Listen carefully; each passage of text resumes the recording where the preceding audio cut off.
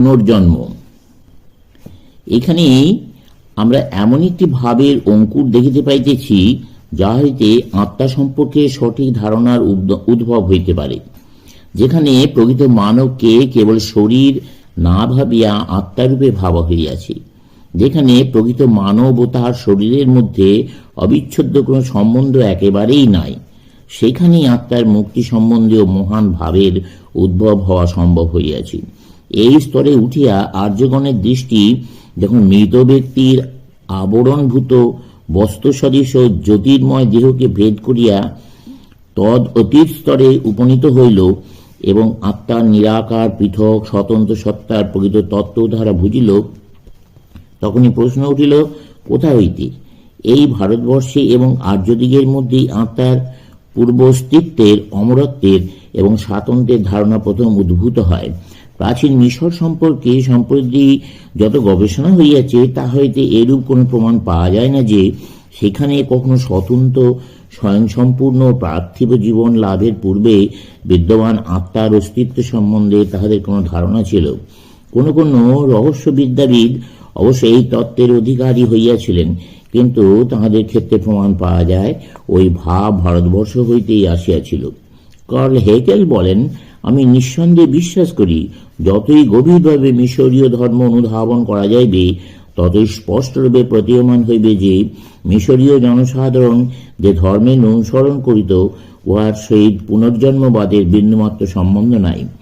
এমনকি রহস্যবিদ্যাবিদ কেউ কেউ এই বিদ্যার অধিকারী হইয়া থাকিলেও ইহা অসিরিস শিক্ষার নিজস্ব বস্তু নহে, প্রত্যুত উহা হিন্দুগণের নিকট হইতে প্রাপ্ত। পরবর্তীকালে দেখা যায় আলেকজান্দ্রিয়াবাসী ইহুদিগণ এই মতবাদে বিশ্বাসী হইয়াছেন যে প্রত্যেক আত্মার পৃথক সত্তা আছে, এবং পূর্বেই আমরা বলিয়া আসিয়াছি, যিশুর সমসাময়িক ফ্যারিসিরা প্রাচীন আচারনিষ্ঠ ইহুদি ধর্ম সম্প্রদায়। শুধু যে আত্মার স্বাতন্ত্র্যে বিশ্বাসী ছিলেন তাহাই নয়, তাহারা আরও বিশ্বাস করতেন যে আত্মা বিভিন্ন শরীরে গতায়াত করে। এইরূপে অতি সহজেই বুঝতে পারা যায় তাহারা কেমন করিয়া যীশুকে প্রাচীন এক মহাপুরুষের অবতার বলিয়া স্বীকার করিয়াছিল, এবং যীশু স্বয়ং ঘোষণা করিয়াছিলেন, ব্যাপটিস্ট জনের মধ্যে মহাত্মা ইলিয়াস পুনরাবির্ভূত হইয়াছেন। যদি আপনাদের বুঝিবার মতো ক্ষমতা থাকে, তাহলে জানিবেন যে এলিয়াসের পুনরাগমনের কথা ছিল ইনিই তিনি। হিব্রুগণের মধ্যে আত্মা ও তাহার স্বাতন্ত্র্য সম্পর্কে যেসব ধারণা দেখিতে পাওয়া যায়, সেগুলো নিশ্চয়ই উচ্চতর রহস্যবিদ্যাবিদ মিশরীয় গণের নিকট হইতে আসিয়াছিল।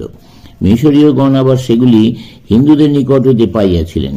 এগুলি যে আলেকজান্দ্রিয়ার মাধ্যমে আসিয়াছে তা অত্যন্ত তাৎপর্যপূর্ণ, কারণ বৌদ্ধদের লিপি ও পুস্তকাদি হইতে আলেকজান্দ্রিয়া ও এশিয়া মাইনরে তাদের প্রচার কার্যের স্পষ্ট প্রমাণ পাওয়া যায়।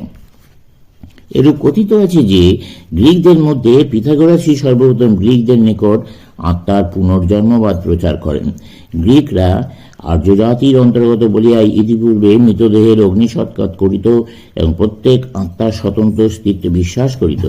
অতএব পিথাগোরাসের শিক্ষার ফলে পুনর্জন্মবাদ মানিয়া লওয়া তাদের পক্ষে সহজ ছিল।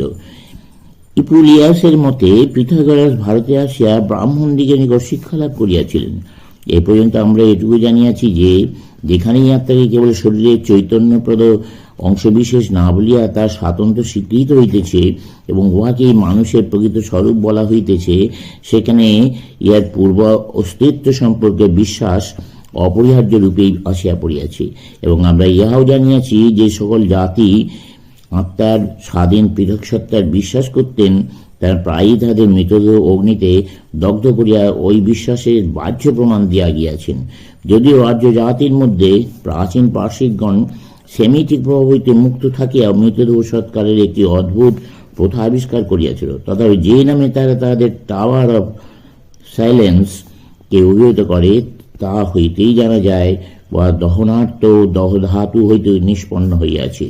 সংক্ষেপে বলিতে গেলে, যে সকল জাতি মানুষের স্বরূপ নির্ধারণে অধিক মনোযোগ দেয় নাই, তাহারা এই জড়দেহকে সর্বস্ব বলিয়া মনে করার ঊর্ধ্বে উঠিতে পারে নাই, এবং যদি বা কখনো অতীন্দ্রিয় জ্ঞানের আলোকে তাহারা ইন্দ্রিয়াতীত জগতের কিঞ্চিত আভাস পাইয়াছে, তথাপি তাহারা শুধু এই সিদ্ধান্তে সন্তুষ্ট হইয়াছে যে সুদূর ভবিষ্যতে কোনো প্রকারে এই দেহই অবিনশ্বর হইবে।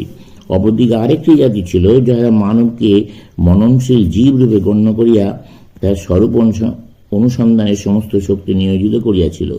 সেই আর্য হিন্দু জাতি শীঘ্রই দেখিতে পাইল, এই দেহকে অতিক্রম করিয়া, এমনকি পিতৃপুরুষদের আকাঙ্ক্ষিত তেজময় দেহকে অতিক্রম করিয়া প্রকৃত মানব সত্তা বিরাজ করিতেছে। সেই মূল তত্ত্ব, সেই অবিভাজ্য স্বতন্ত্র সত্তাই নিজেকে এই দেহ দ্বারা আবৃত করে এবং জীর্ণ হইলেও ত্যাগ করে। সেই মূল তত্ত্বটি কি কোনো সৃষ্ট পদার্থ? যদি সৃষ্ট হইলে বলিলে অভাব হইতে ভাবের সৃষ্টি বোঝায়, তাহলে তাহাদের নিশ্চিত উত্তর না। এই আত্মা জন্মমৃত্যুহীন, ইয়া যৌগিক বা মিশ্রিত পদার্থ নয়, কিন্তু স্বাধীন ও পৃথক সত্তাবান। সেই হেতু তাহাকে উৎপন্নও করা যায় না, ধ্বংসও করা যায় না। ইহা কেবল বিভিন্ন অবস্থার মধ্য দিয়া পরিভ্রমণ করে। স্বভাবতই প্রশ্ন ওঠে, ইতপূর্বে দেহগ্রহণের পূর্বে আত্মা কোথায় অবস্থান করিতেছিল? হিন্দু দার্শনিকগণ বলেন, স্থূল দৃষ্টিতে দেখিতে গেলে ইহা নানা দেহ অবলম্বন করিয়া পরিভ্রমণ করিতেছিল, অথবা প্রকৃত বা দার্শনিক অর্থে ইহা বিভিন্ন মানসিক স্তর অতিক্রম করিতেছিল। বেদ ভিন্ন এমন অপর কোন যুক্তিসিদ্ধ ভিত্তি আছে কি, যাহার উপর হিন্দু দার্শনিকগণ তাদের পুনর্জন্মবাদের প্রতিষ্ঠা করিয়াছেন? আছে। আশা করি আমরা পরে দেখাইতে পারিব যে সর্বজন গৃহীত যে কোনো মতবাদের মতো ইহার পক্ষে যুক্তিসিদ্ধ প্রমাণ আছে। কিন্তু সর্বাগ্যে আমরা দেখিতে চাই, আধুনিক কালের কতিপয় শ্রেষ্ঠ ইউরোপীয় চিন্তাশীল ব্যক্তি পুনর্জন্ম সম্বন্ধে কিরূপ চিন্তা করিয়াছেন। চলবে।